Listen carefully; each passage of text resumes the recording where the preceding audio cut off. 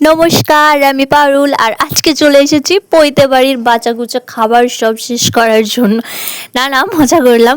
তো এটা ছিল পৈতে বাড়ির পরের দিন দুপুরবেলায়। তো সেই দিনও কাকিমারা আমাদেরকে ডেকেছিল। তো দেখো এই যে এসে গেছি, আর ওই দিন সত্যি সব থেকে ভালো খাবার ওই দিনই খেয়েছি।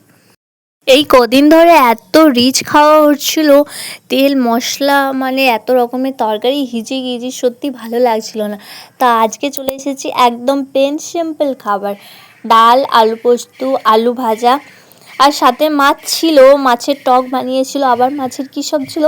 কিন্তু আমি আর রুচি আমরা তো মাছের আইটেম এতটা পছন্দ করি না, তো আমরা মাছ নিইনি, একদম প্লেন খাবার খেয়েছি আর মন ভরে তৃপ্তি করে খেয়েছিলাম।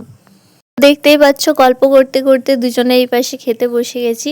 আর সাইডে একটা ঠাকুমা বসেছিল, তো ঠাকুমার সাথে গল্প করছিলাম আর ঠাকুমা মজা করছিল।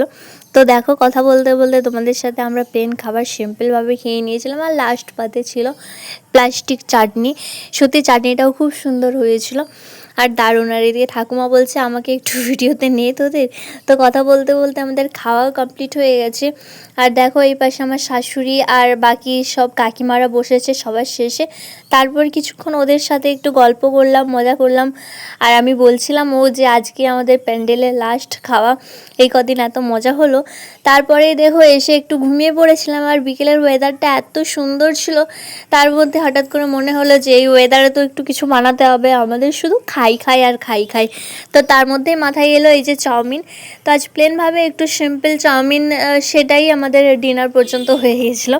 মানে অনেকটাই বানিয়েছিলাম আর রাত্রে কেউ কিছু খায়নি, এই কদিন ধরে এত খাওয়া দাওয়া হয়েছে, তো সেই জন্য প্লেনভাবে এই যে চাউমিন বানিয়েছিলাম। তো দেখতেই পেলে সয়াবিন প্রথমেই ভেজে রেখে নিয়েছি আর চাউমিন আমার সিদ্ধ হয়ে গেছে। তো আলু গাজর এগুলো একটু হালকা ফ্রাই করে নিয়ে টমেটো আর পেঁয়াজটা ভালোভাবে ফ্রাই করে ব্যাস চাউমিন দিয়ে দিলাম।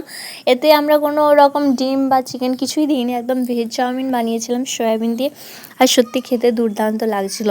তো সব কিছু একদম ভালোভাবে মিশিয়ে ভেজে এই যে লাস্ট টাচ ম্যাগি মশলা, তো এটা দিয়ে ভালোভাবে চামচ দিয়ে নাড়িয়ে নিলাম।